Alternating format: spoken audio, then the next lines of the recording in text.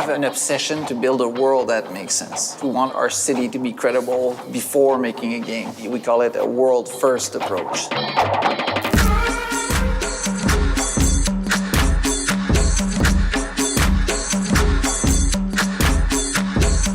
It's really important for us to create a city that feels alive. We speak a lot in Watch Dogs 2 about the world being a simulation, and that's really the fundamental aspect of it. We wanted the world to be non-player centric, meaning it will live without you being there. And once you go there, then it's a place to discover and live in and play. The world of Watch Dogs 2 was a big challenge because it's twice as big as Chicago was. So we have the Marin County, more organic at the north. We have Oakland, we have San Francisco, and also Silicon Valley. Each region has its own flavor. So San Francisco is the more colorful, Mission District is more Mediterranean revival. The variety with the architecture in San Francisco is huge because it's the quintessence of each district. One thing that we did in Watch Dogs 2 to continue to push our ability to convey a real world, as we did a lot more research. We send many people just to scout the area to make sure what we're doing is credible. We went there several times. We had teams going there for us, doing interviews as well. Dig into certain people of San Francisco that we thought were interesting, just to inspire ourselves about the mindset. We really wanted to hit the vibe, the major landmarks, the feeling. We took a lot of pictures, we did a movie, we visit some secret place. We work a lot with street art, the murals, the graffiti. We went as far as sending a guy with a GoPro on his helmet to go through all the streets so we get the vibe. You need to have the vibe, the people in it. When you're really in San Francisco, if you go downtown San Francisco early in the morning, you're gonna feel like there's not much people. Some hobos are in there, they're very colorful. This time around, I think people will feel like not only the place is beautiful, but the personalities of the people around will relate with the people who understand how the vibes of San Francisco and the Bay Area works. One of the things I wanted to push forward in Watch Dogs 2 is make sure that the world would offer many different stories, many different things to discover. The whole progression of the game is about world exploration.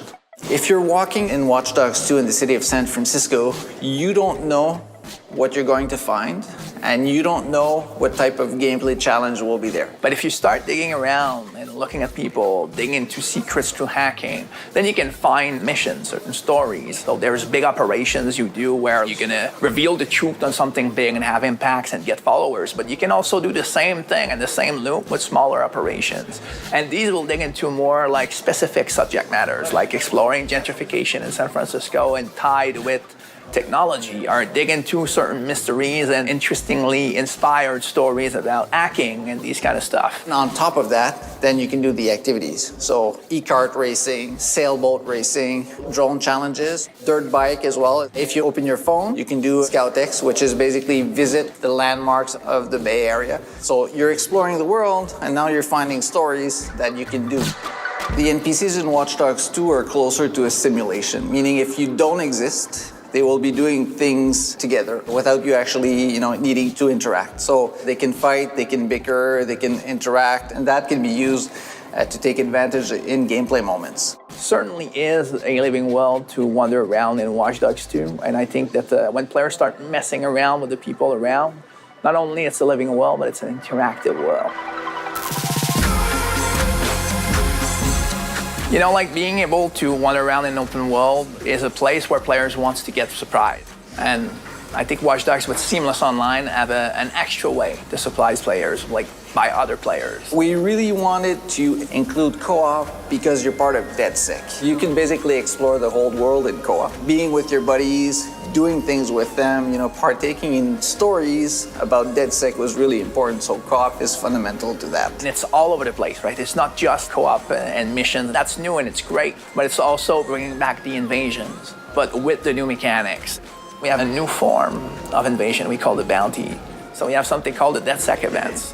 So we're really excited about how those possibilities can fit, because in the end, even after the narrative has been consumed and all of these things, the simulation in the system stays. So the best stories that comes about Watch Dogs 2 become stories about players, because it's always the case. It's the ideas of millions of players combined together that blows our mind.